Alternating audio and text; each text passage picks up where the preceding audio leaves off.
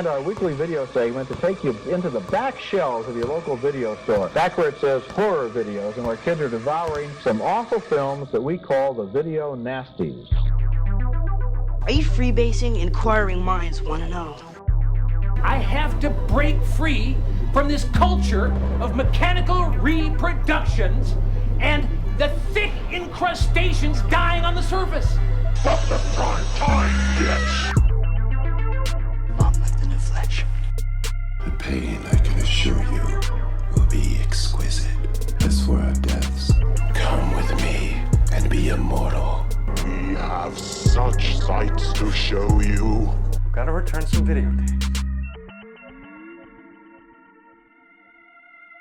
Hello, horror hounds, and welcome to the It Slays podcast. I'm your humble host, Rowan. And it's a bouncing DVD screensaver, Mike. And I'm Colton. And we have a very, very special guest. I always say that, but this is like super special.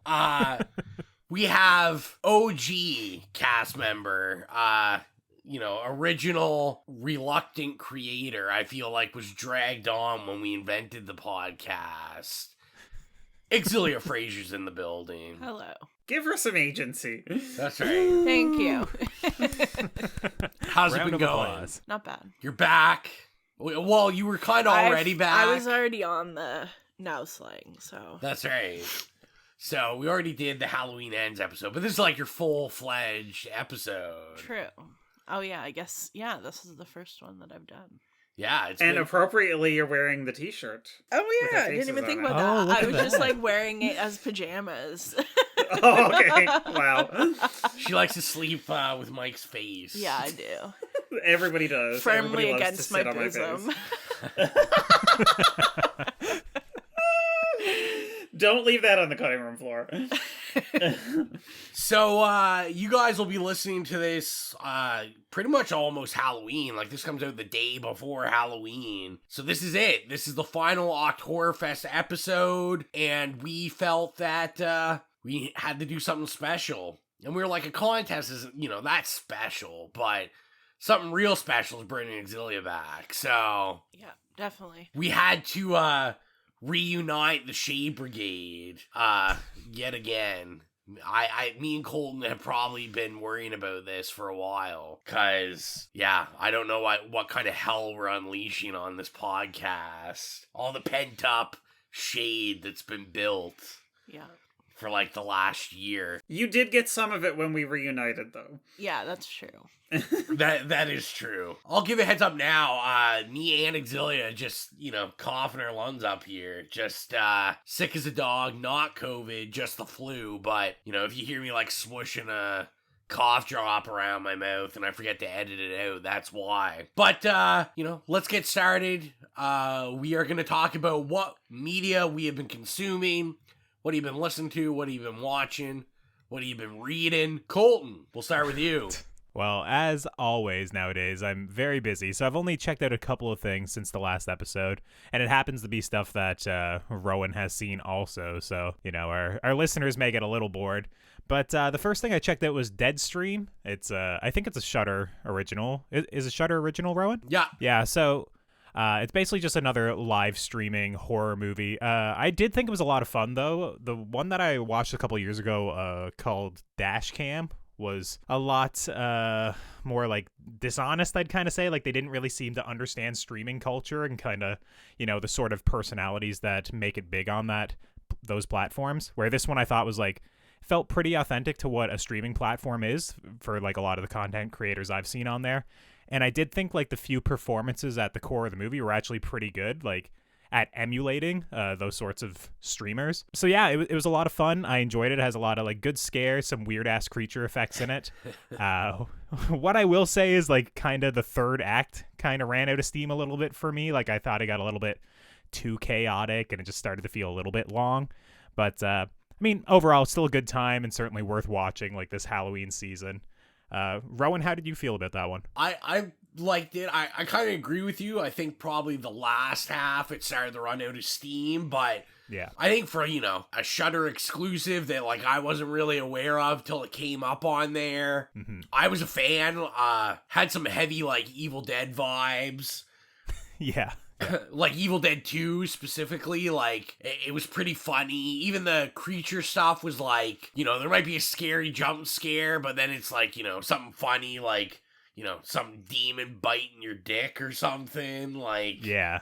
I thought they did a pretty good job with it. Yeah, no, I did as well. It was definitely a good time. I think I watched that on Discord with a couple of friends. The next thing I saw was Halloween Kills, which obviously I also know that Rowan and Xylia saw as well. Halloween Ends. Halloween Ends. Oh my god, I have Halloween Kills written here. It is Halloween Ends. I did not rewatch Halloween Kills. I hated that movie. Well, what I will say is Halloween Ends didn't work a whole lot for me either, outside of kind of the score. I thought the score was really good for the movie.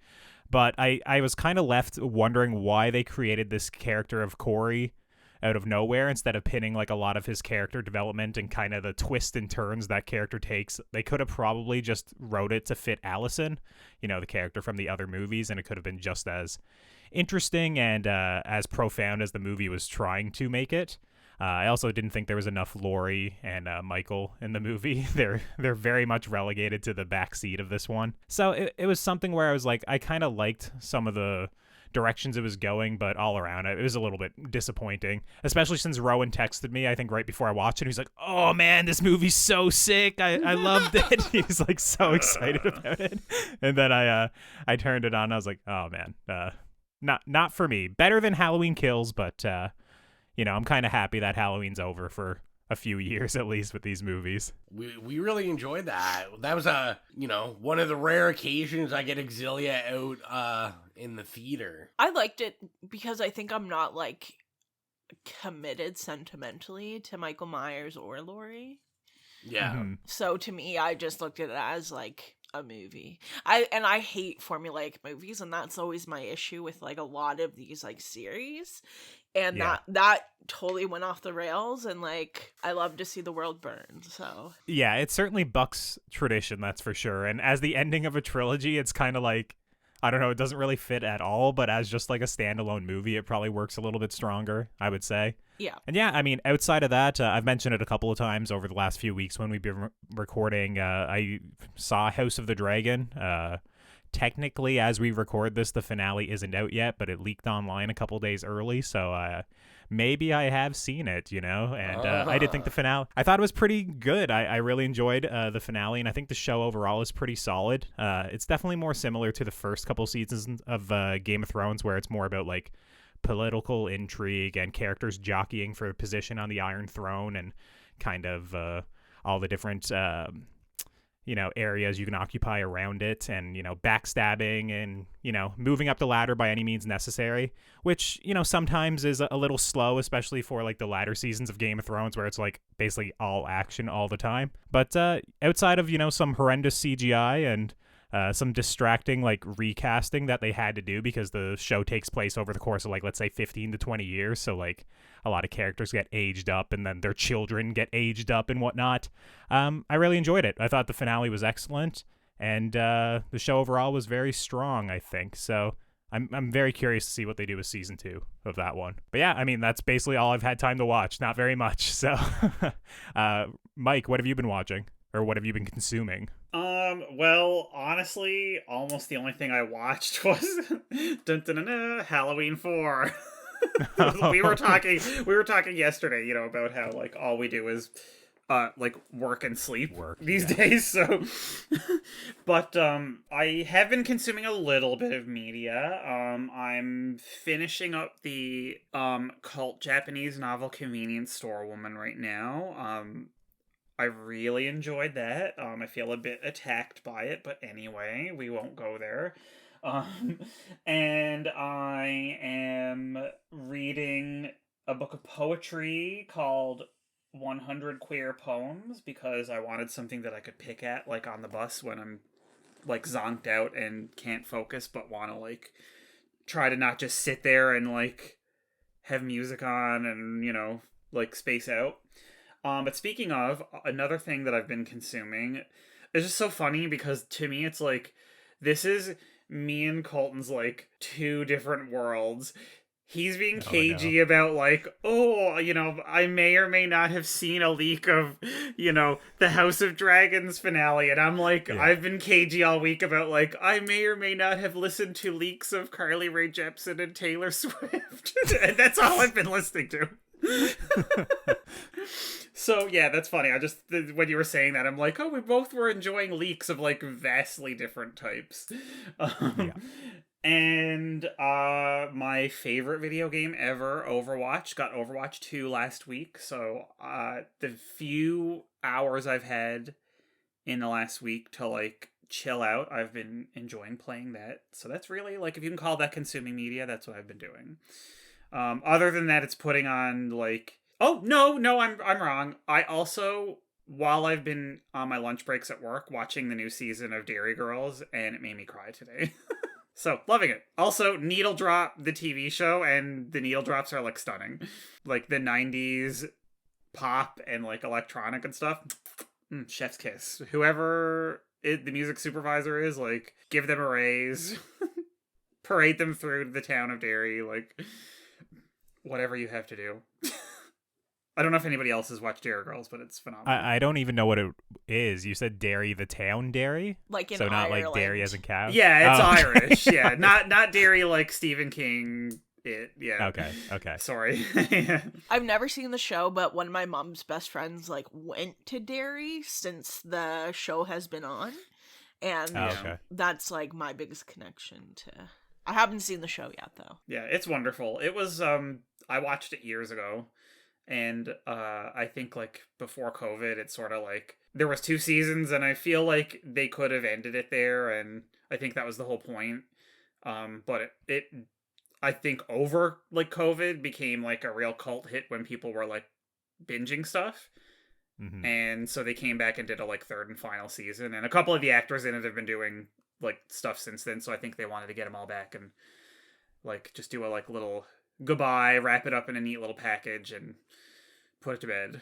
Anyway, it's wonderful so far. I think I have like 1 episode left. But I did cry today while I was watching it.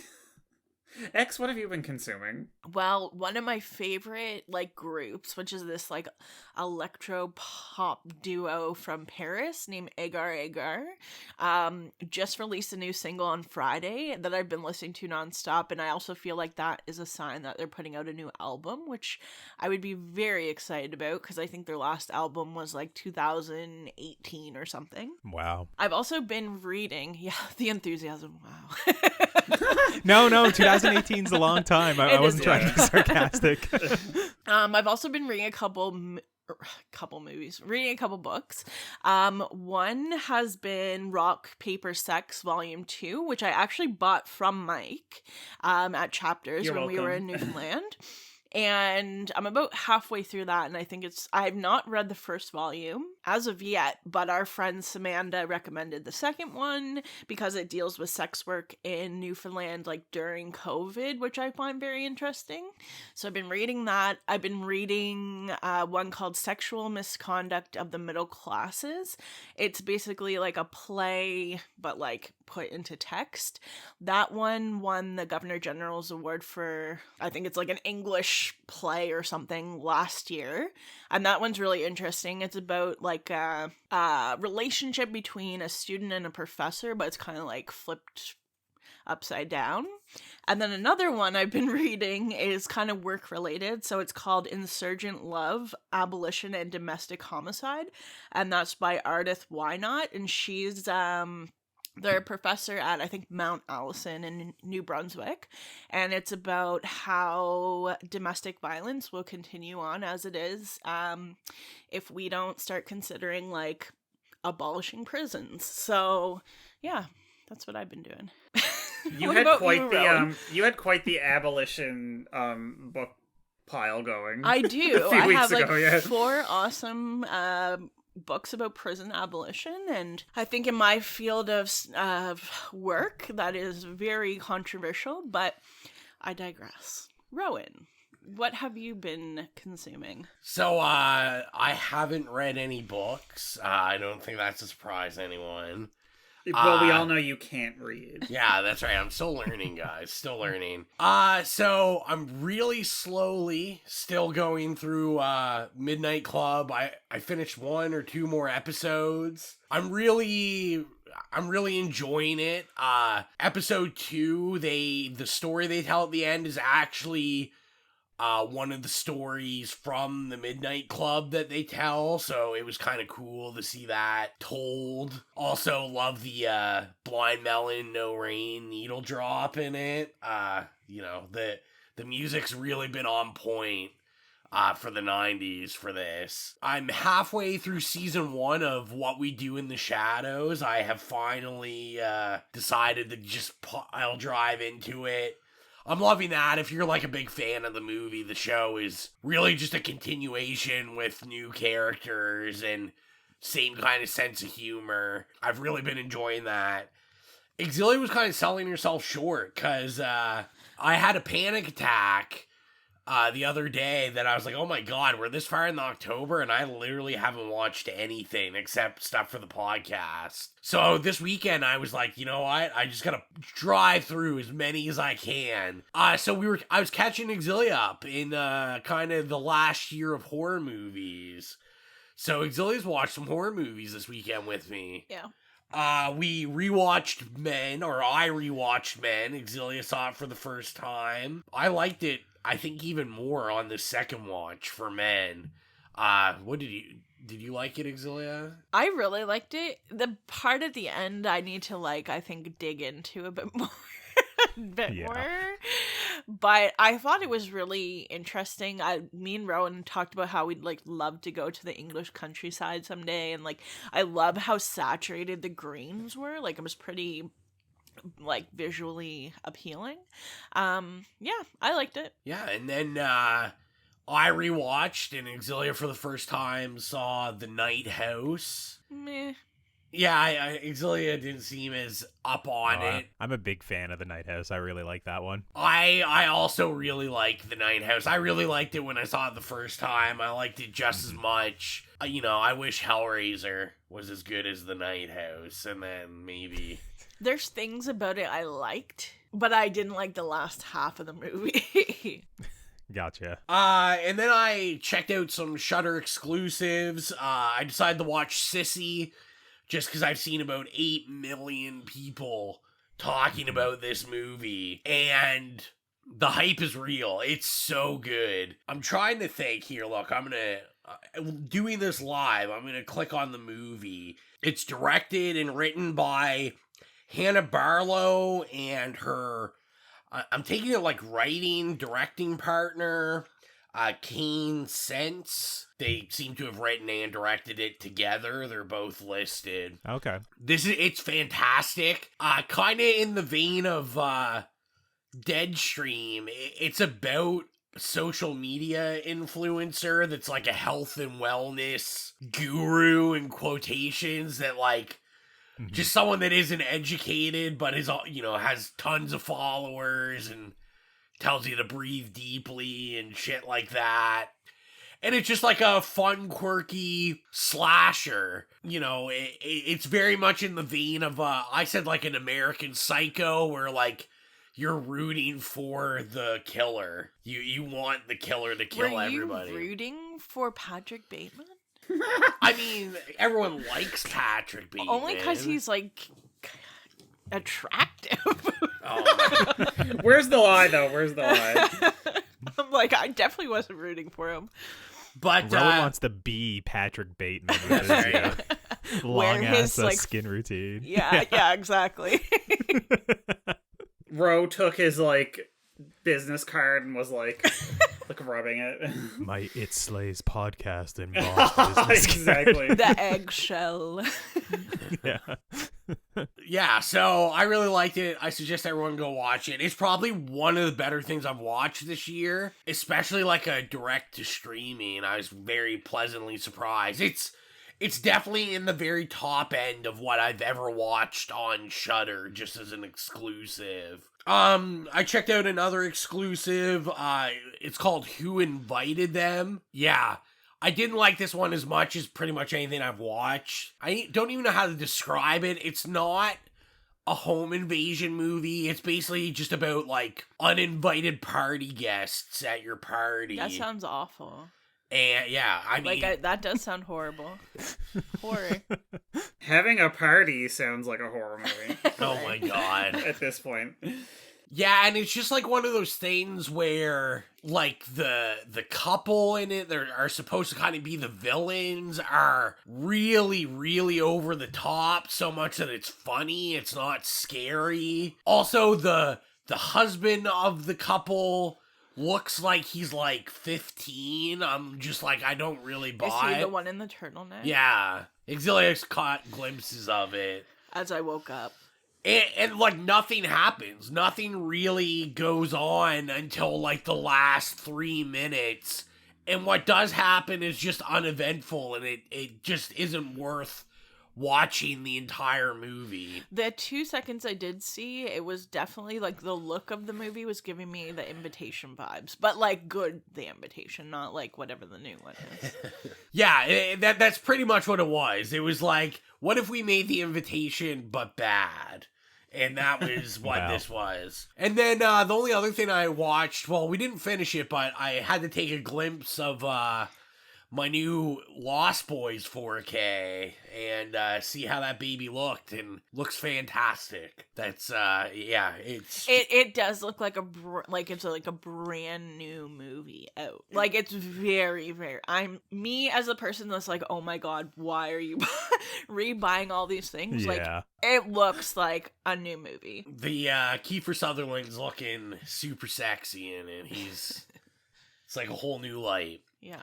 But yeah, that's everything I've been watching. I think it's time to get into it. So, what do we do every OCTHORRORFEST, every Halloween?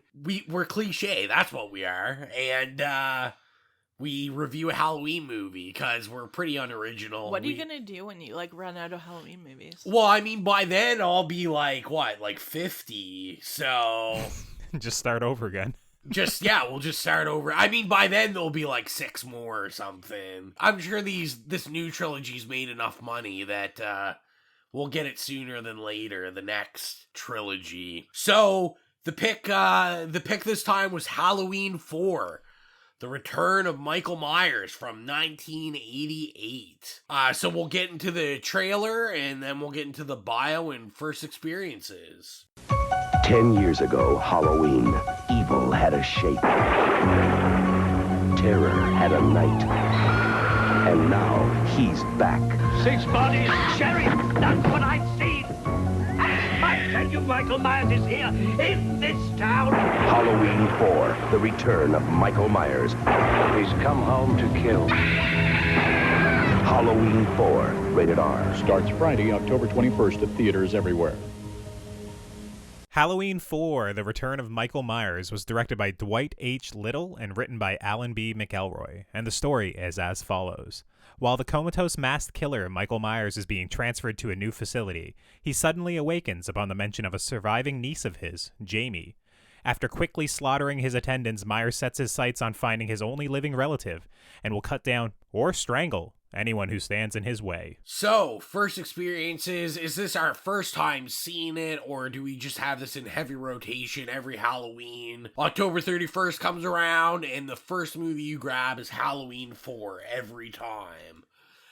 We will start with you, Mike. Okay, I would definitely not say it's in heavy rotation, but I've seen it numerous times over the years. It was one of those that after I saw the first one, when I was however many years old, and then of course it became, our go-to, like, slumber party, VHS rental, and then this came soon after because, it was like a newer one, so, yeah, and I think maybe because there was, like, a kid in it, they thought it was going to be slightly more appropriate for us to watch, but... Turns out not so much. But yeah, I remembered enjoying it a lot when I was a kid and have watched it, a few times over the years, but it has been quite a while, I will say, because I had planned on doing a great rewatch of the whole series, including the Rob Zombie movies, when the Scream Factory Complete box set came out, like maybe 4 years ago or 5 years ago-ish, something like that. I had all the originals and the two remakes, the two Rob Zombie movies, and it was like a beautiful box set. And I got the limited edition one, holler. But we had company at the time because I was staying with my folks when it came out. And I was showing it to my godbrother, who was 13 at the time. I was watching them, and I think I got to number 3, and he really wanted to watch one, so I decided that number, what would you call H2O? 7?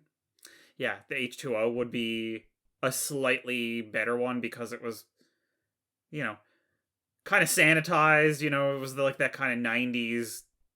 There wasn't really very much blood or anything, really. So I skipped over 4 and 5 and 6. Started watching H2O. He got 15 minutes into it and pieced out, and that was it. So I never did watch 4 and 5 again until yesterday. So that's my history with Halloween 4. What about you, X? This is the first time I've ever seen it. Yeah. What a surprise! What about you, Colton? First time for me as well, and man, oh man, did I think Michael Myers' mask looked fucking horrendous. Oh my god, it looks so bad. It might have been a clown mask for all. I loved it because I thought it was fucking freaky. It looked like he had like mayonnaise all over his face the entire movie. What about you, Rowan? I'm sure you've seen this a million times, have you? Yeah, I've seen this for sure a couple times. This is kind of 4 and 5 always get lost in the mix for me. I never really remember what they're about other than Jamie. Like, I never remember the kills. I don't really ever remember the plot. I just always forget them for some reason. I actually watched this last year or the year before. I actually did a whole Halloween watch through where, like, over the course, I think of just like 2 days, I watched every Halloween. I still didn't remember this at all. But I definitely have seen it like a couple of times. So let's get into the meat and potatoes of the review. You know where we're gonna start. Favorite scene and or favorite kill. Colton. Yes. One of the two first time viewers. God, do I go with the easy one for me, or I'll pick like the sillier one, I guess. I think Michael sitting in the chair with the shotgun was pretty surprising to me because I was watching it. I was like, okay, yeah, there's this guy chilling here. Obviously, the camera's going to pan around him and he's dead or something, got his throat slit or something. And then when it turns out to be Michael Myers chilling in the chair and then he impales her with the shotgun instead of using it as a gun and pins her to the wall. And then he does the classic Michael Myers move where he's like, all right, I got this person pinned to the wall, so I'm going to step back and, admire my art. It was just like, I was kind of cracking up at that. That was a pretty fun kill in my books. What about you, Mike? It's funny. I have to say that I'm glad that you noted that he didn't use the gun for its intended purpose. And because it always, and I remember because full disclosure, obviously I said I hadn't watched it in many years. I, like Ro, forgot more of this movie than I remembered. So I didn't really remember any of the kills or anything, but I remembered after a minute that it was him in the chair before it did the pan over to the guy's I don't know if it was his corpse or a decapitated head or what, because it was shot really weird. But when he turned around with the gun, I was like, oh my god, he's gonna shoot her. And then it flashed to if anyone's ever read Men, Women, and Chainsaws by Carol Clover, which is the final girl slasher film theory book, she makes note of guns have no place in a slasher movie because it's supposed to be all phallic and stuff, and it's supposed to be penetrative, and a gun is not penetrative. And I remember rewatching this yesterday and being shocked. I'm like, oh my god, are they gonna break the mold?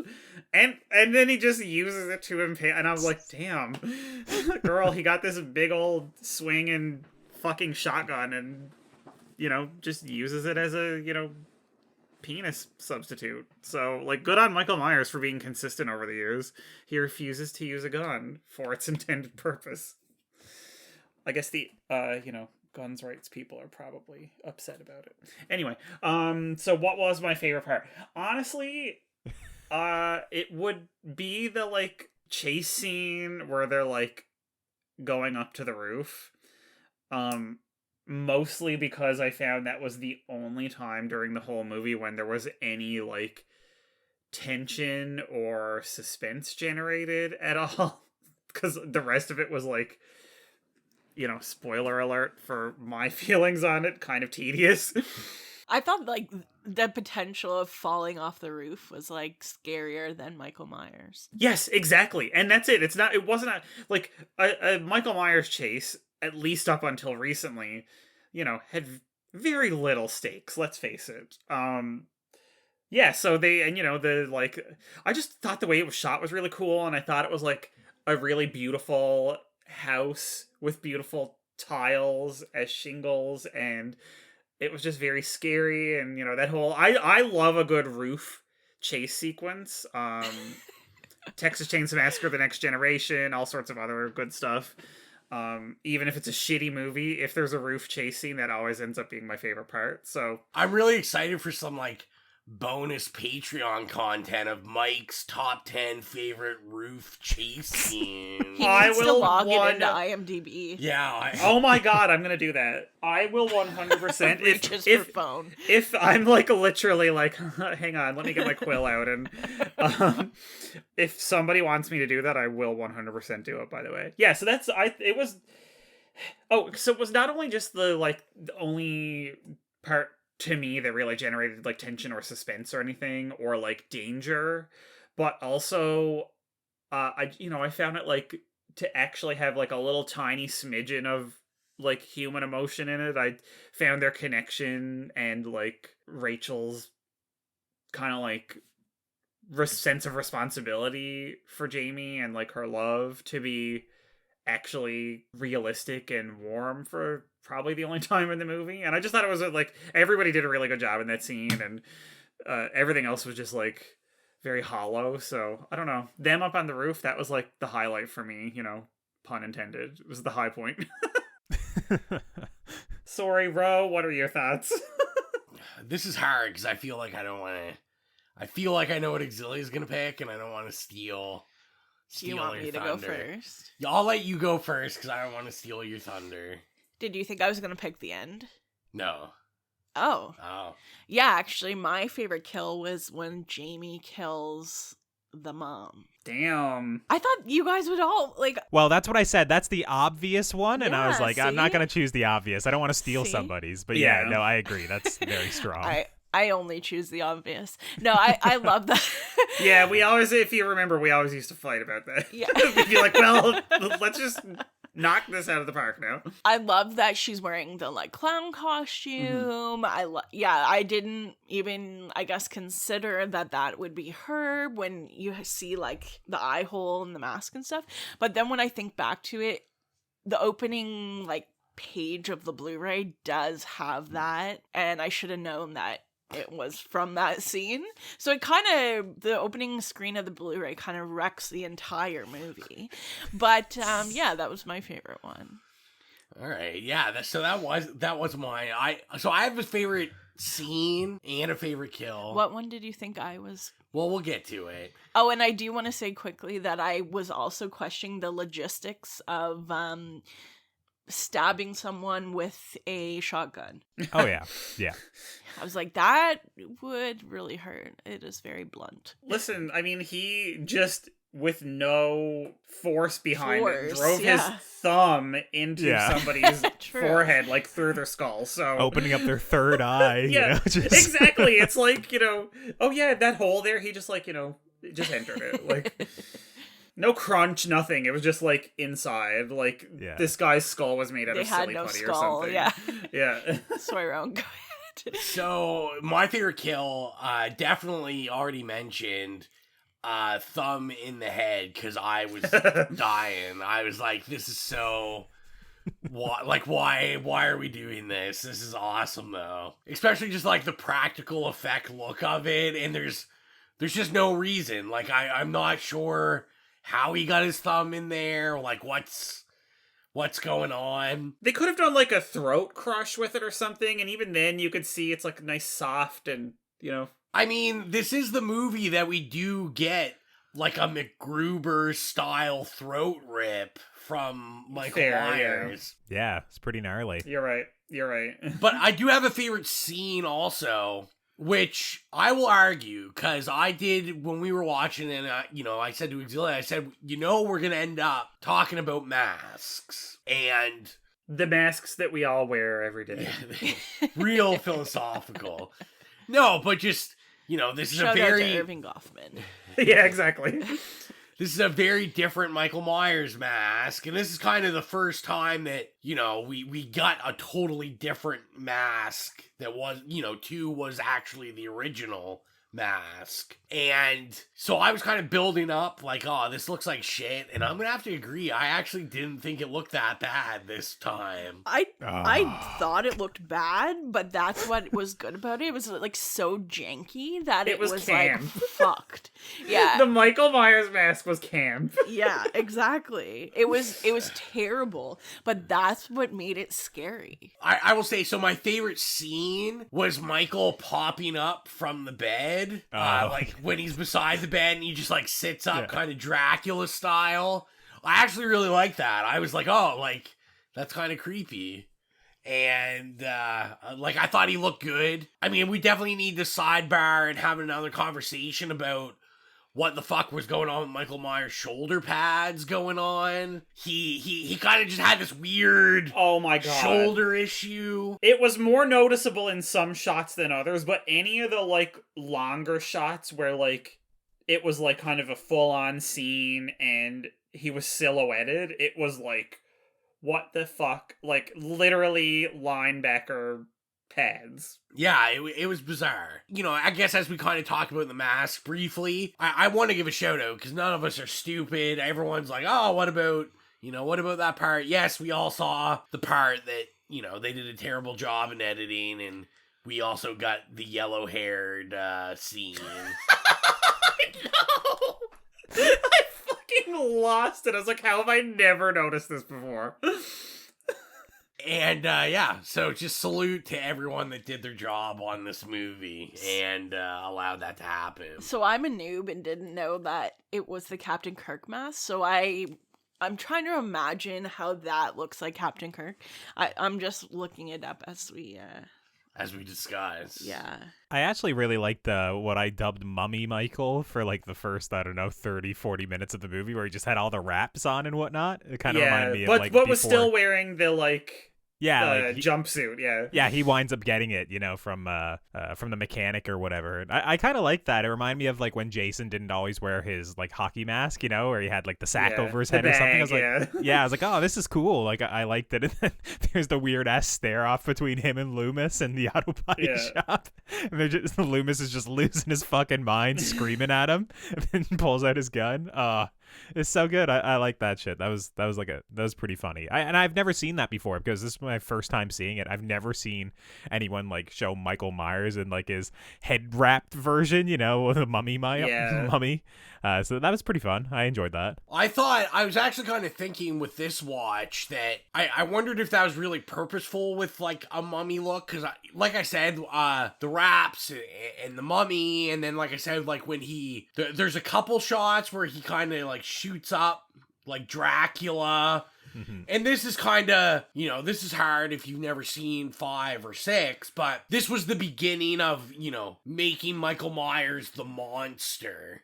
Making him the, like, supernatural monster in this kind of trilogy that is laid out. So I was almost wondering if it was, like, purposeful, that it was, like, kind of these small nods to, like, a universal monster where, like, he's immortal. Like, by now we know he's basically immortal. I mean, isn't he immortal because he's the embodiment of pure evil? What's that? I told Xylia she'd have to do a Loomis. No, but isn't that why he's immortal? It's not about Michael Myers, and I think you see that come to fruition in Halloween Ends. It's not. That's why he can't be killed. He's just. This is where they embody. Yeah, this is where they started building up that payoff for Halloween Ends. You know, it only 30 took years before. Way back then. Yeah. Also, it has nothing to do with the fact that nobody in this film can aim a gun. Apparently, they just like shoot, and it's like fucking all over the place. You know what I think about that? No. That's the best Loomis impression you're getting in this episode. I love Loomis in this movie. He is just freaking the fuck out the entire time, and like his prosthetic all over the side of his head that keeps changing forms. I think the burn on his face, like, really just, he was like, I'm gonna be unhinged now. I'm like doing Phantom of the Opera. It's like 1988. I love how the burn literally looks like a 6-year-old took polymer clay and like did this between their hands and made it into snakes and then flattened it and put it on his face. That's like, really specific. That's exactly what it looks like. I also like how there was another scene with him and fire, and I'm like, oh my god, this guy can't catch a break from the fire. Yeah, it was like this Rube Goldberg, like, contraption of, like, things falling over and then exploding onto other things and then them falling over. And I was like, what is happening? Like, literally, it's like this fucking 20-piece, like, catastrophe happening. And then, like, he doesn't even die. Yeah, exactly. It was great. Yeah, I was shocked by that. It was like an action movie for a moment. I was like, oh shit, this movie actually has a budget? Like, it blew up this gas station? Holy shit, all right. That's where the budget went. I did notice his prosthetic changed. Oh, like, all the time. Yeah. Yeah, like the first scene where he points it out, just in case you don't know he's a burn victim, he's like, remember what happened to me. And then he, like, it's kind of pussing. There's like a bubble almost that looks like a There's mold. a bubble, but in the next scene we see him, that's gone, and it's just like flat clay looking.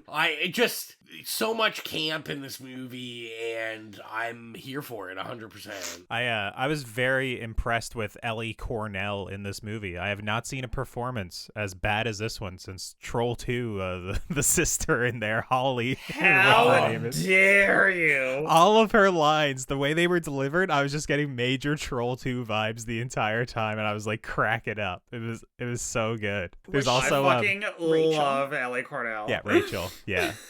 It was very bad, like, and it could just be the writing or maybe it's the direction, but just the way they were all delivered, it was like Troll 2 all over again. I did listen, again, when I was younger, like, the only thing I remembered from it was that I really liked Jamie and Rachel, and I feel like one of my love of sweaters came from Friday the 13th Part 3 and this. And, like, I really didn't remember anything other than I really liked her character and her. And when I was rewatching it, I was like, oh my god, so much of this is dreadful. And I'm like, I for a minute I thought, I think she is too, but then I realized that it was mostly the writing that was dreadful. Like, there's really nothing. I was like, she's perfectly charming. Like, it's fine. I've seen way worse performances in the last month, so. I think, like, acting-wise, what's interesting about, like, this whole movie is that, like, I think Danielle Harris is really good in this. Oh, like, yeah. More so than everybody else. Like, Is that the kid? Yeah. Yeah, she was good. Like, as someone that, like, I normally am pretty iffy on child actors... Yeah. I was like, man, it's almost kind of sad that she only got the 2 movies and didn't really get to continue on. Yeah, but really she got 4 movies. Wow, yeah, I guess. Not as the same character, but... Yeah. I guess. Yeah, I was gonna say, I mean, I do agree, but then you also have this slow motion bullying scene with the ADR crying as she's running out of the school, and oh man, that was a choice. Yeah, like, but again, like, and I thought the not same her thing about choice, her. but like I was cracking up. It's awful like, direction and writing. Yeah, it's like yeah. This 7-year-old did better than you could really give her, props for. Yeah, maybe it is the direction in retrospect, because there's also a scene where there's a kid and he goes, that clown costume is really cool, and like and I was like, really, that was the best While they're best take? trick-or-treating. Yeah. Yeah. So good. So I'm curious, I guess, to get everyone's temperature on, you know, we haven't brought up yet, but if you've watched this movie already, this is our other than 3, I'm not going to count 3, this is our first Michael Myers story with no Jamie Lee Curtis and no Laurie Strode. So I was just curious how everyone felt about, you know, her not being a part of this. Also kind of, you know, just the having like exposition be like, oh, she died and, you know, now Jamie is her daughter and that's that. It's all done. So I was just curious on how you guys felt about that. I honestly couldn't remember Halloween 2, like how it ended, because the last time I watched it was like 2 years ago or 3 years ago. So I was like, oh, maybe she did die. I don't fucking know. So it didn't bother me too much. Plus, there's like 50 pictures of her in this movie. They're just like constantly always looking at pictures of Jamie Lee Curtis. So I was like, all right, she's still here in spirit, you know, and her name, you know, on the character. It's funny that you bring up the pictures because, okay, so first of all, when I was young, obviously, as a youngster, Laurie Strode stan, big time. Still am, obviously, but I haven't watched the new movies, and frankly, I feel like they might be tiresome. But anyway, so I remember when I watched it as a kid, I was like, oh, like, where's Jamie Lee Curtis? Like, this is bullshit. I bring her back. And then when they said she died, I was like, destroyed. But also, I just found it funny that instead of, like, taking pictures of her or, like, saying, Jamie, do you have any pictures of you from that era that we could use and just put in a frame? But they didn't. They literally used, like, stills from the original movie when nobody could possibly have taken that picture. Because we know she was sitting down waiting for her ride with the pumpkin by herself. Like, nobody took that fucking picture. It's a still from Halloween 1, 1978, produced by John Carpenter. And, like, I don't know why this viewing in particular, that really bothered me. I'm like, this is bullshit. Nobody took that picture. Nobody who's watching this movie, like, everybody knows that if you watched Halloween 1, that's a still from it. That couldn't possibly be just a random picture that they have of Ms. Laurie Strode. So that perhaps more than her absence bothered me. I love how on the back it's just like age 17, age whatever. Yeah. On the back of the pictures. Mom, like she doesn't know that it's her mom. Just in case I forget, I'm gonna scrawl mom in crayon on the back of it. I like how they didn't look even remotely similar. But they named her Jamie, so it was like Right, exactly. I want to know what Michael Myers his like aim was to finding her. Why did he want to find her? I mean, I know he's the uncle, but like it's about family, you know? Like Fast and Furious movies. Blood is thicker than it's water, all right? about the family. What was he gonna do when he found her? I mean, kill her. That's what he was gonna do. But what? This man doesn't want any family. He just wants to have like no relatives. He's like dead until he finds out he has a relative, and he's like, I must kill my entire bloodline. It's only the women, though. Clearly, it could have been like a Logan scenario or a young wolf and cub, you know. Maybe he wanted to find her and show her the ways as a killer, you know. It could have been a whole interesting movie. Oh wow, I never thought that it would be Colton giving this movie more credit for its theoretical maybe it could have been. I'm just trying to hypothetical situations. I'm just trying to get into the mind of Michael, you know. Sorry, Xylia, go ahead. She did end up wearing the same outfit and killing someone. So yeah. Well, and I feel like, you know, we laugh, but this is really where a lot of the framework for Halloween Ends is these trilogies. See, I told you. Because, I mean, from my understanding, as we continue on the story, it's more so explained that Michael kind of transferred his evil into Jamie when she touches his hand, and then she gets the evil, which is... But then how does she transfer back to him? Well, I mean, we'll have to watch the next one and find out, yeah. Yeah, we'll find out next Halloween. Next Halloween. But it's just so funny that, like, you make that point, which I feel like I've been trying to avoid Halloween Ends discourse because I haven't seen it, and I would like to see it, even though I haven't seen the last one either. Oops, because I got 15 minutes into it and was already bored. But I would like to eventually sit down and watch them. But But I just find it funny that, like, people are making connections when... So, in number 1, you know, it was just obviously a random slasher movie. And then in number 2, they're like, hang on now, no, let's add this wrinkle in of they're related. Which then they obviously carry on. And that's a huge part of the next few movies. Because Jamie's literally his blood, right? And, you know, H2O and all that, which was supposed to be the whole series. And now, listen, I could be wrong because it's been a couple years. I feel like that is also the case in the Rob Zombie movies, that Laurie is related. But then when they go to Halloween 2018, they, like, completely disregard that because nothing happens after the first one. And I'm like, how are you making these weird connections, but also, like, severing? Like, what was the point of adding this element in, which then becomes... I think the biggest element of the series is him chasing down his family, and then decide, we're just going to say, no, that wasn't actually the case. Like, what does that prove? Yeah, it's confusing. And then knowing that they retconned that and said, fuck it, it, like, totally destroys what tiny shred of enjoyment you might actually get out of this movie, you know what I mean? Maybe, does anybody else feel that way? Yeah. It's hard. Yes and no. I mean, I think I prefer Michael and Laurie being related. Like, I think I like that story beat better. Yeah.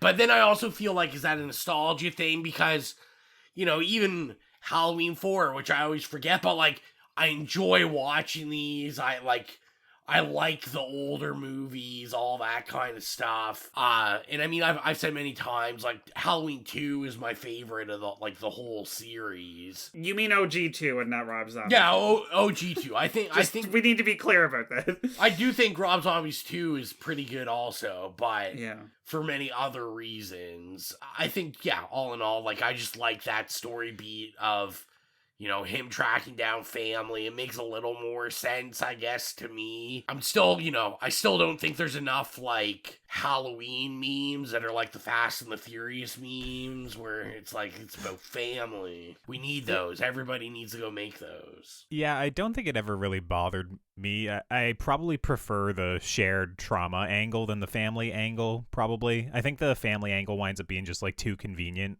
which is why I think in the new movies I liked it more, that it was just, like, a shared trauma, that they were related through that, and then it was just kind of like this bad scenario or this evil, you know, pervades throughout the town. I was fine with that. Now, obviously, it requires a lot better writing, I think, to nail that. Yeah. And obviously they do not nail it, in my opinion, in the trilogy as a whole. But, you know, I don't really care. Take it or leave it. If they're related, cool. If they're not related, yeah. It's just like, it's just not a franchise that I'm, like, so attached to that I get upset if someone rewrites or changes it. And plus, I mean, there's another 6-7 movies after this. We know it's going to change and get all weird. Yeah, exactly. Whatnot. Exactly. So it's not really something that bothers me, I guess. It's just when I watch the movie, I need to know if they're related or they're not related. That's about it. Yeah, exactly. I'm gonna be honest, when I watched Halloween 2018 when it came out in theaters, and I was like, oh fuck, they, like, totally destroyed that element of the story, and I assumed and apparently, as I found out from memes and shit on the internet, I was not the only person that thought this, that they were gonna, like, maybe add this element of, like, sexual tension between Laurie Strode and Michael Myers. They're like, we gotta get rid of the family angle because we gotta draw the line at incest, like murder and mass murder and shit. I was waiting for it. I was like, we're only an hour and 2 minutes already. I know. And Mike hasn't brought up sexual tension or... Okay, well, listen, I've been waiting. I've been here, like, literally twisting my pen cap going, when can I bring up the sexual tension between Laurie Strode and Michael Myers? There's a pretty steamy scene in this one, I was gonna say. There's a scene I was watching, I was like, you know, oh shit, all right, here we go. With Brady and I don't know who the other person's name is. Oh, Little yeah, Miss Kelly. Hot Panties or whatever. Kelly. Yeah. Little Miss literally isn't wearing pants for 90% of her screen time in this movie. Oh, sorry, she's wearing a shirt that says "Cops do it by the book." By the book. I thought the shirt was really interesting. I also really liked how she showed up into, like, the door to give candy to trick-or-treaters with no pants on. And nobody with was, messy like, sex hair. Like, nobody was fazed by that at all. Maybe they thought it was a costume. It's just a reference, really obscure movie to the time that we don't get. I don't know. Yeah. All that scene, you know, made me sure of is that you can't watch Sasha Jensen in a movie and not think about Dazed and Confused. So. I know. Yeah, or Buffy. Is he in Buffy? Yes. Oh my god, he's the one. Remember when he's one of the basketball players and he gets turned into a vampire, and when she's, doing a cheerleading at the big game, he like runs out on the court and she like chases him in the middle of the basketball game. You don't remember that? Come on, girl. Sorry, I don't. You haven't seen Buffy 50,000 times like I have. I did think it was kind of interesting as we kind of, we compare and contrast like the new ones to this. I was thinking, man, I didn't realize how heavily Kills must have just loved this one with like the townspeople like creating a mob. Yeah, exactly. I did make a note about that. I haven't seen that, but I've seen memes of it, so I was like, I assume this happens in Halloween Kills, so... Yeah, which is funny because, like, for Halloween Kills, that was like, I hated everything about it. It was really badly done. But I actually kind of liked it in this just because it was done so campy and, like, it's like the whole town people, but, like, there's really only like 6 of them, and it's just like, big fat beer belly guys with shotguns and trucks and and he just lets them do it. He's like, well, I got no cops, so I guess I'll just let them run wild and literally shoot everybody in the town. Loomis was all for it.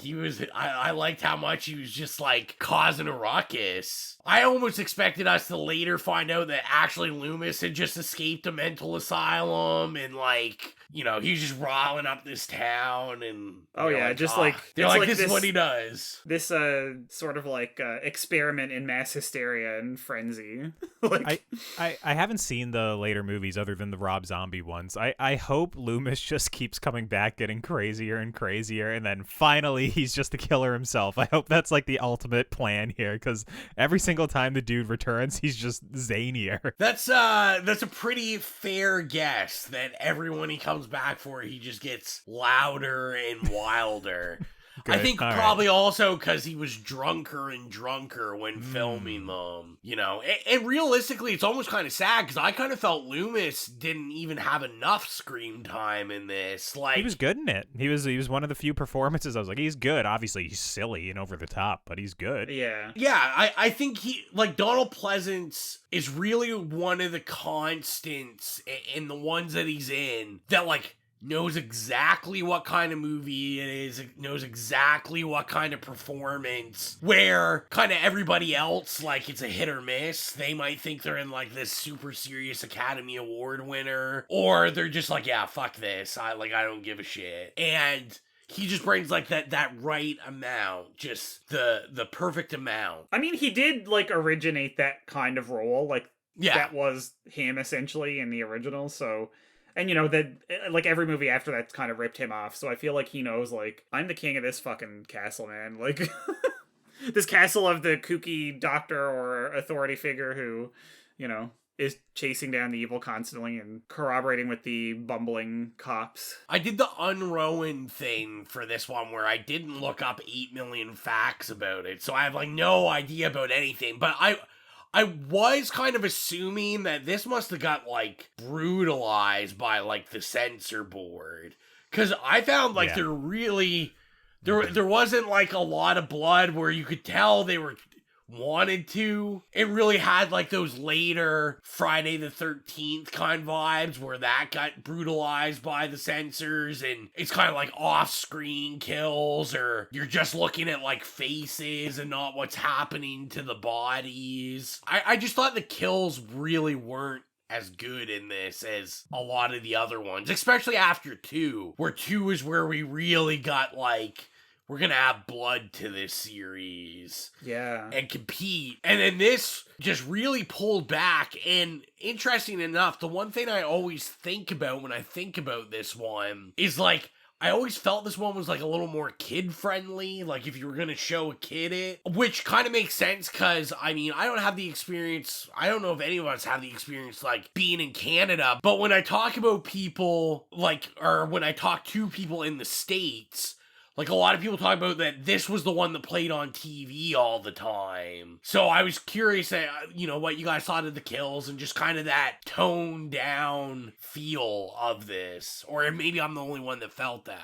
I noticed it for sure. I have a note that it says, like, there's not much gore in this one outside of the throat grab in the truck. That's the only point of the movie, and I guess a dead dog. I don't know, that there's, like, a little bit of blood and gore. But also, like, if you actually go back and watch the original, there's not a whole load of blood and gore in that either. But it's just, like, once you're getting to the number 4 in, like, a slasher franchise, that's kind of what you're expecting to see, like, nonstop. It's like boobs and blood and gore, essentially, is like what a lot of these you gotta, like, get 80s. more creative. Yeah, like, that's basically what people go and see them for, right? So I was kind of surprised. I was like, yeah, there's one note. I made one note of gore. So I certainly noticed it. And it's funny because I think I made a note about it too, and it didn't dawn on me until Ro just said that people say that it played on TV all the time, and I feel like in 1988 this was probably like the height of when you were starting to see movies play like at nighttime on TV and, having to then cut stuff out. Like, so I feel like maybe they were even planning ahead because, like, if they played, like, number 2, it would have to, like, have so many parts cut out of it. And they were like, let's make a movie that you can do really quick edits and, like, not ruin the flow of the movie at all and show it on TV in, like, prime time. Didn't you say that that's what they did to that, or was that another movie we watched? I think that was another movie we watched. Because, like, you said depending on if you saw it, like, in the theater or... yeah. So, yeah, what Xylia's referencing is I was talking about Halloween 2, that, like, Halloween 2's notorious that in the TV edit, Michael lives, and in the theatrical edit, Michael dies. Oh, okay. That's wild, yeah. So, in the TV version, like... you actually see them take Michael out of the burning hospital and he, like, goes away in the ambulance, where the theatrical one, he just, catches on fire, explodes in the hospital. So it's probably a good thing you point that out, because then we get Michael in the ambulance at the beginning of this film. Yeah, this is a follow-up to the TV version then, pretty much. Yeah, so... Yeah. Basically cashing in on, like, we want to continue the franchise, right, with Michael in it, right? They film 2 ways. One, he's dead, if you go to Season of the Witch Way, and it becomes an anthology series. And then the other one, it's like, hey, we continue the franchise. Look, he made it out alive. Yeah, exactly. I don't know whether to admire the brilliance of that or, like, just be gobsmacked by the, like, just mercenary, like, we need to hedge our bets as much as possible to make it, to just, like, suck as much blood out of this as we can and just keep beating this horse, Well, they kind of do it with this one, too. I mean, Michael gets shot 17 times, and one of the longest shootouts I've seen on screen in a while. And then he falls into the ground just off screen, and it's like, all right, he's gone. He could be dead, but, he could be back for the next one as well. I felt this was one of the most unexciting, like, Michael kills in the series. Just shot at. I'm very curious. Yeah. I'm very curious on everybody's opinions on just that entire sequence of, like, leaving the town, the guys on the back of the truck, apparently not noticing Michael just kind of hanging off the truck somewhere. Yeah. That's cinema, baby. That's what that is. Just... What quality filmmaking? He just pops up in the back of the truck, then he's hanging onto the roof, and then when he gets hit, I made a special note that said, like, LOL at Michael flying through the air, like, when he gets hit by the truck. Yeah. It's so good. Yeah. It's but, like, so still good. clutching the butcher knife that he, by the way, didn't even really use the whole movie, because, like, that was one of the things I was like, this is kind of like the sanitization to, like, in anticipation of showing it on TV, and also echoes the Carol Clover thing, because it's phallic, and it's like, we don't want too much stabbing, because that's too much, like, penetration on TV, right? Like, we don't want to show that, like, pseudo-sex of, like, a knife penetrating. I like when Rachel's, like, driving, and when you see the, like, vision of her in the car, and she's like, whoa, like, swerving so intensely, and then you see him on the roof and he was like barely moving. He's just like, nobody can see my video. I just like that he like kills all those guys in the back of the truck. No one hears anything. He's just throwing guys. Also, all those like state troopers that just pass the truck when Michael has to be dragging off of the truck. And like all these troopers are like, no, that's okay. They're looking ahead. They're not looking at the back of the truck. Good drivers, I guess. It's dark. Come on, man. It's it's the middle of the night. You wouldn't see a masked killer hanging off the back of a pickup with his glowing white face full of mayonnaise. Yeah, there's no it's just flat white. Like there's no contouring or anything. No, like nothing. It's yeah.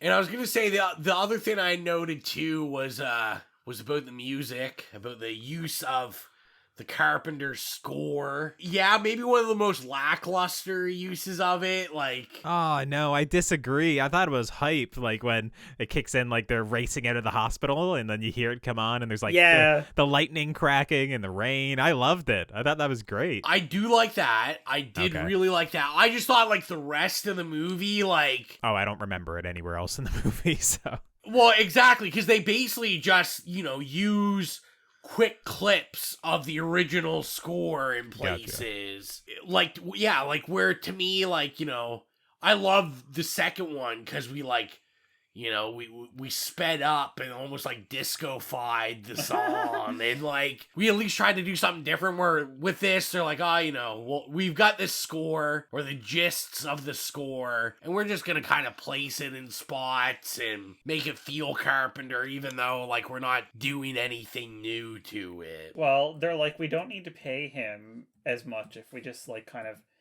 sample it and speed it up and add this little like ticking beat to it and, like you said, disco-fy it. Yeah. Although this was more like rock and rolling it. By my understanding, because I think this is the first, like I said, I didn't read anything about it, but I remember at some point reading that this was the movie that by this time, Deborah Hill and John Carpenter had sold their stakes in Halloween. This was the movie. Because my understanding was Carpenter was going to come back from this. For this one. Yeah, I was just kind of skimming on the Wikipedia there a couple minutes ago when you said you didn't do much reading for it.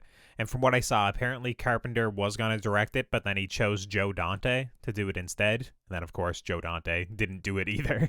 Joe Dante would have been amazing. Would have been something. Now I'm wondering, though, if they would have used the same script. Because I'm like, Joe Dante directing this would have made it obviously leagues better. But would they have gotten a better script to direct? Wow. Like, I feel like he probably wouldn't want to direct that. And maybe that's why he didn't. I don't know. I mean, I don't know if you can get a better script than that clown costume is really cool. Or come back to life, come back to life. Listen, I have to throw a bit of shade at her. Like I said, I thought that as a child actress, she did as good as she could. It was just the script obviously was whatever. Michael Myers is in hell, buried where he belongs.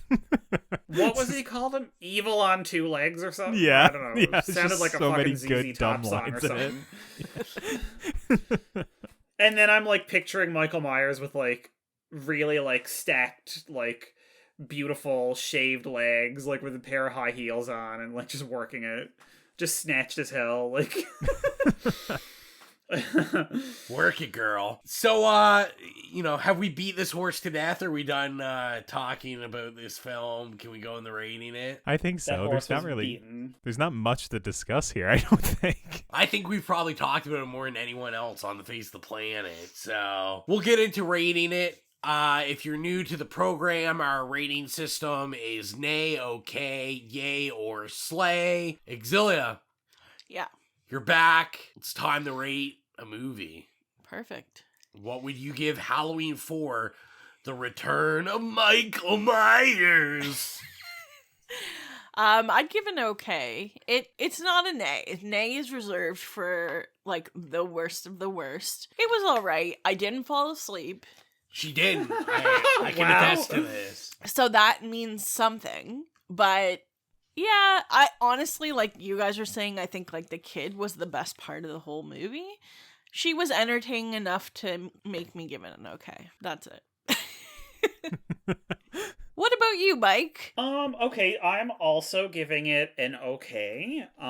Like you said, it wasn't dreadful. To me, the biggest crime a horror movie can do, that this one did unfortunately sort of do, was to be meh. I found it was mostly, like, forgettable. Like, I watched it yesterday and I still forget half of it.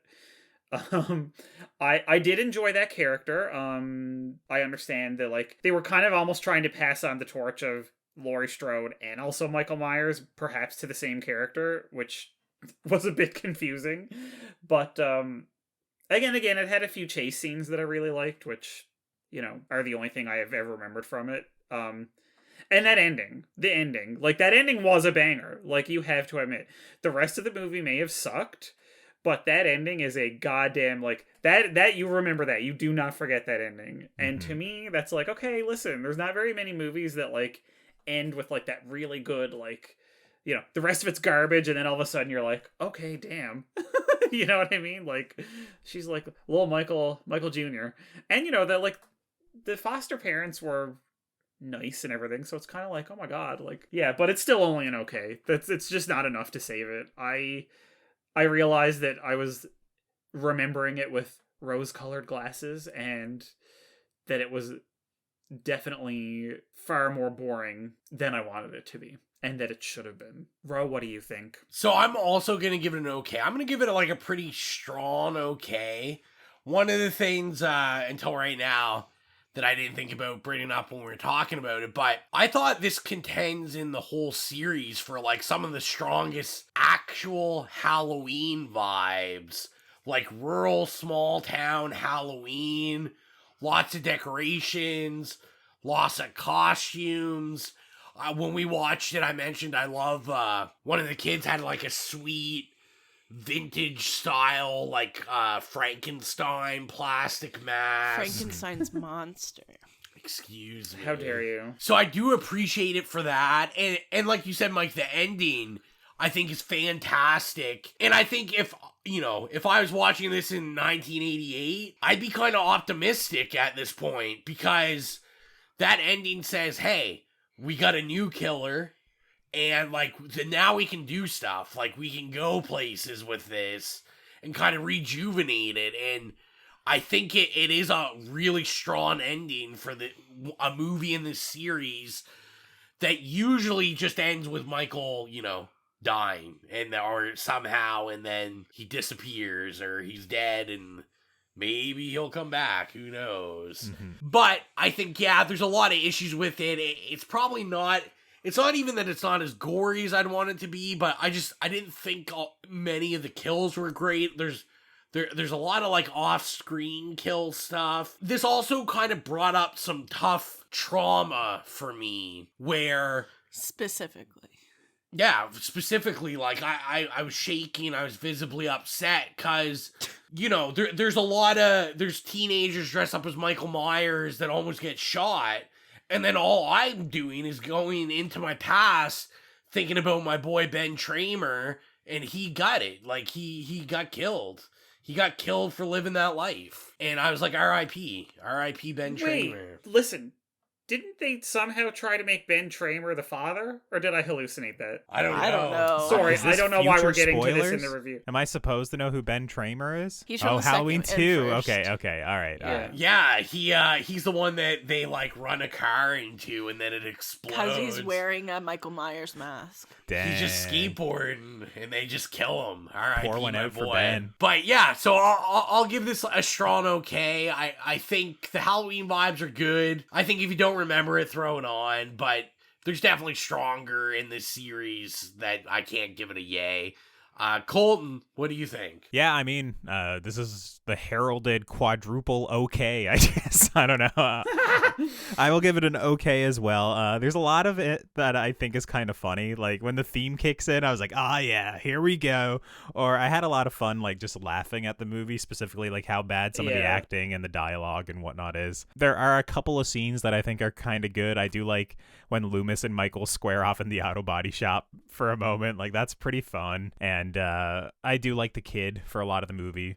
And obviously, like everybody said, the ending is excellent in this movie. It's basically a mediocre movie to me that gets elevated like by the ending. So I go like, sure. yep, I can say it's okay based off of the ending. So that's where I stand on it. All right, so we told you what we think, and we want to know what you thought, and you told us. Actually, we had quite a few entries about this. More than I suspected. So first I will go to Twitter. Jiggy's Horror Corner wrote and said, "It's a sleigh without a doubt." Whoa. To be fair, it's partially nostalgia, as I saw this a lot when I was a kid. Even so, the atmosphere is amazing. Those opening shots of a rural Halloween are just stunning, and I dig the characters and really everything about this one. So Jiggy's Horror Corner, just loving it. Wow. Just loving Halloween's for it. Like I said, I kind of knew coming into this that there was a lot of people that really like this, and there's a lot of people that really hate it. So, next on Instagram, we had 3 responses. Dan.freeze replied, "One of the best entries, in my opinion, after the original and the most recent trilogy." So, another huge fan. Christopher Slat, our pal Christopher from Every Horror Movie on Netflix, wrote and said, "Incredibly overrated." Oh. One of the worst in the series, actually. Halloween 5 and 6 are better. I like that this movie sits at like, I don't know, a 30% or something, and Chris is like, incredibly overrated. This movie is a 5%, you know? I find it interesting that this movie is so polarizing for people, because I feel like we're all like, meh. Yeah. But everybody else is like, just...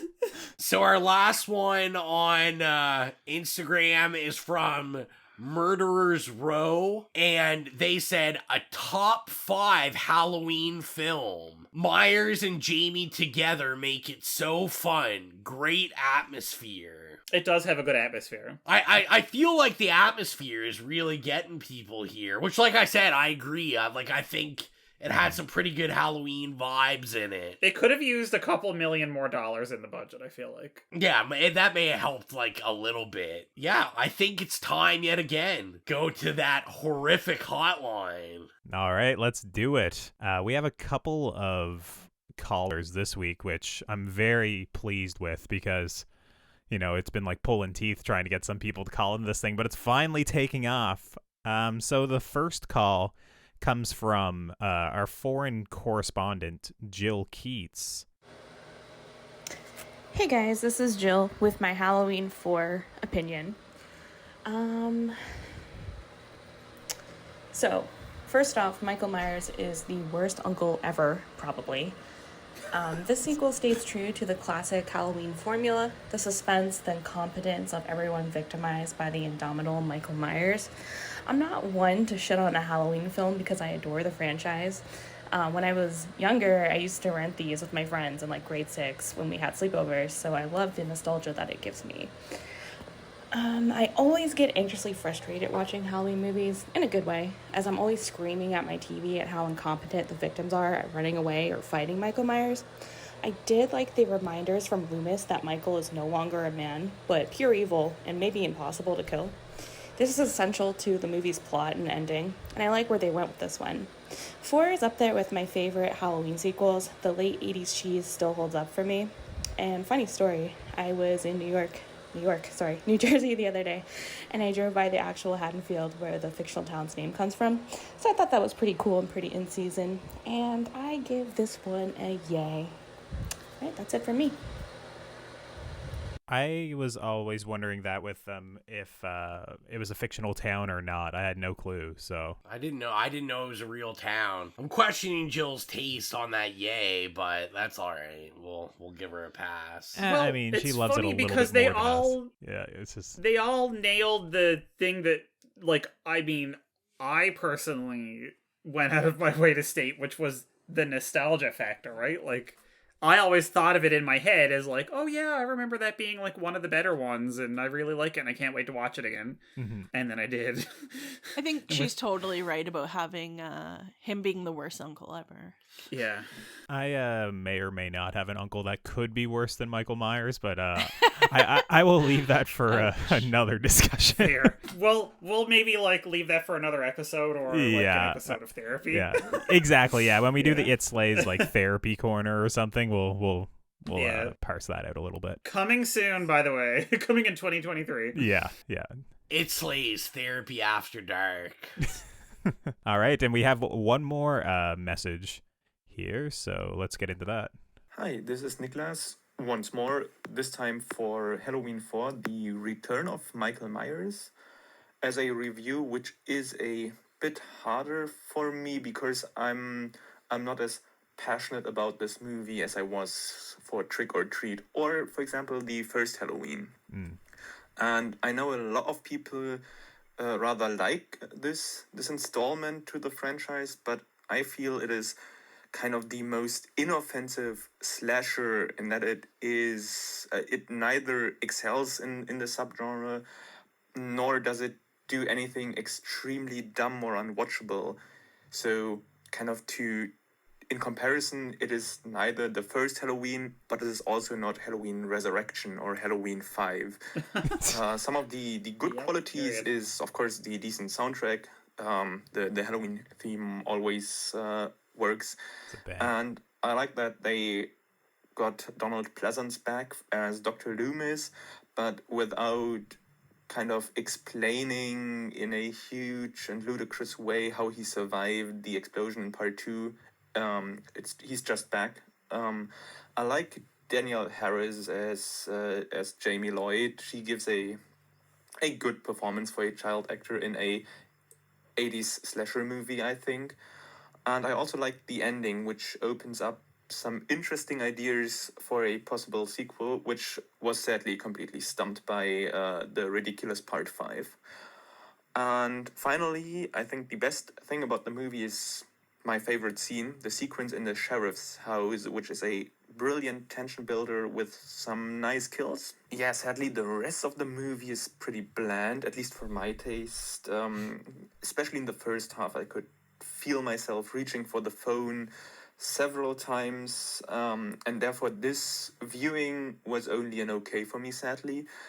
But I think, depending on my mood and whether I watch it alone, as I did now, or in a group of friends, I could see myself enjoying the movie a bit more and even going to a weak yay. So overall, I think as it comes to the Halloween movies, the fourth one is right in the middle between the very good and good ones and the atrocious, really bad ones. And I think a lot of people can enjoy it, and it's still worth a watch if one is watching a few of the Halloween movies. It's definitely in the list of ones that could be recommended. Yeah, he's pretty much on the same page as all of us, I think, just saying that it's pretty mediocre. It's one of those that's smack dab in the middle, it seems. Nicholas from the motherland is indifferent like the rest of us, and that makes me very happy. That's right, we're just reuniting Germans all around, I guess. Yeah. But I was gonna say I agree too. It's really just kind of, I loved his expression, just like playing it safe. It's just unoffensive is what he said. I think that's why, like Mike said, the stuff, like the kills especially, were really tedious because it was just playing everything so safe. I'm also disappointed to hear that the fifth one doesn't at all make good on what they set up in this one. So I guess I'll wait another year and I'll know what he means by that. Hopefully by then you'll forget and you'll get really excited. Yeah. And if you'd like to leave us a voicemail like our foreign correspondent Jill or Nicholas, you can do so at 1-902-418-8620. Or you can do what they do and just email us at itslayspodcast or itslayspodcast@gmail.com, I think is what it is. Or send it to us on Instagram. I mean, basically, you send us a voicemail somewhere. We'll get it in the show. And if you're not following us already on our social media, you can do so at itslayspodcast. We're on Facebook, Instagram, Twitter, Slasher, Letterboxd. Basically, if there's a social media, we're there at It Slays Podcast. And Rowan, go ahead and plug the playlist, and then, we have a bit of an announcement, I think. Yeah, so, if you want to get your spooky music on, you'll be listening to this. It's almost the end of spooky season, but you know what's better than spooky season? Just making the entire year spooky season. So, go to Spotify, go to the It Slays Podcast horrific playlist, or on any of our social media in the Linktree link, there's a link to go directly to it. We put music from the movies we review or movies we love and just iconic horror music. And yeah, it's all there. Me and Xylia have actually been updating it. We got some more to update, but Xylia has added some more in there. So it has been updated. Ooh. And I'm kind of going back, and I realized we never put any of those terrible Sweeney Todd songs that Colton loves so much on there. So I'll have to add those. And yeah, lots of other stuff we'll add. And then yeah, if you're listening to this, you're probably thinking, man, are they just gonna end the episode? What's going on? But no, we have a little contest we ran this week for OCTHORRORFEST. And we had a lot of entries. And thanks for the support. And there was lots of people followed us, and hopefully we'll stay followers and enjoy it. So I'll just give you a rundown. If you're listening and you're thinking, oh, I wonder what they'll do next year. Like, what did the people win? So they won a gorgeous crochet dog flower thing from the thing that opens up. We have a video of it on our Instagram, so go check it out. Made by Jody666 did it. She also, the other year, did our replica of the clamshell from It Follows. She does amazing work. So make sure to go follow, support her. Also, we were giving away a It Slays Podcast t-shirt with the new design, a VHS copy of The Shining. I saw someone comment, they were like, I need The Shining VHS. Candyman, the original on DVD. The Trick or Treat Blu-ray, and it's the Scream Factory Collector's Edition. Nice. The Thing on 4K and Blu-ray. And then also, we're always talking about books. Mike's always reading a good horror book. So we also had Final Cuts, New Tales of Hollywood Horror and Other Spectacles, which is the anthology horror book that Blumhouse put out earlier this year. And just to sweeten the pot, we had on cassette tape the Demon Knight soundtrack featuring Mike's favorite Filter. So, hey man, nice shot. All that stuff, everyone had to comment, share, entry. So we counted up your points. Each point counted as an entry. So, if you had 15 points, you got your name in 15 times. Everybody is on camera, so you can have the confidence to know it is in Xylia's very fuzzy and largely obnoxious hat that everyone can see on camera. It's a real thing. It's legitimate. I can see it. It's for winter. Y'all, it's to quote the great Terry Hatcher in her episode of Seinfeld, it's real and it's spectacular. So we've got all the names in there. She's gonna shake it up. Oh, that was a voice crack if I heard one. She's gonna shake it up. And we're gonna let her pick. She's the guest. And I think she picked last time, actually, we did a giveaway. So we might just invite her. I'll hold it. You'll hold it. And Xylia's gonna pick it and announce the winner. I'm just gonna make sure, they can hear that. You can hear all getting crumpling. The rustling. Okay. Killtastic. Nice. Wow. With the win. And that should show you that this isn't set up because A Nightmare on a podcast on Elm Street had I think they had the most entries. So they had all of the numbers on their side, and an underdog came through. Well, Killtastic had several entries as well, So yeah, if the gaming, but that's chance for you. Game's that's a right. chance. Yep. If the gaming commission's listening, this is all above board. So yeah, and I think all that is left is to announce our next episode. Jesus, and November. We're getting into November, guys. This is getting crazy. Shut your trap, Rowan. And the next pick is a Mike pick.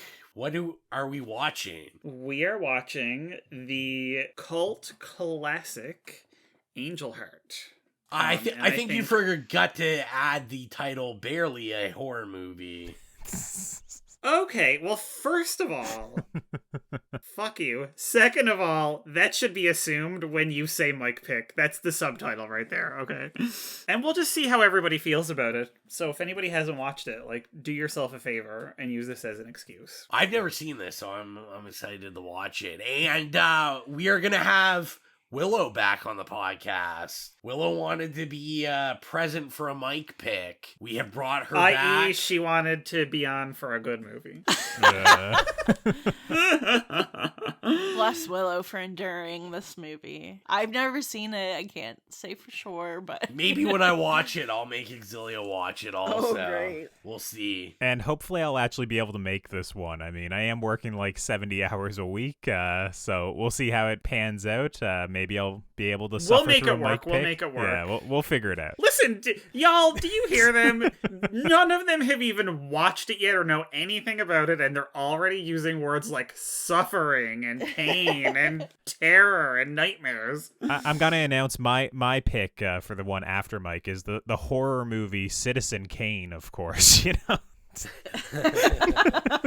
Listen here, your days are numbered, Rosebud. You're gonna get thrown right in that furnace too, my son. But I think that is everything. Hopefully you guys enjoyed your October, and we'll be back for OCTHORRORFEST next year. But we're gonna keep slaying these picks. So thank you very much for all the support. I'm Rowan. Bye, it's Mike. I'm Colton. Happy Halloween, everyone. It's Xylia. See you later. And happy Halloween. We're going to expand our weekly video segment to take you into the back shelves of your local video store. Back where it says horror videos and where kids are devouring some awful films that we call the video nasties. Are you freebasing? Inquiring minds want to know. I have to break free from this culture of mechanical reproductions and the thick incrustations dying on the surface. But the prime time gets. Mom with the new Fletch. The pain, I can assure you, will be exquisite. As for our deaths, come with me and be immortal. We have such sights to show you. We've got to return some videotapes.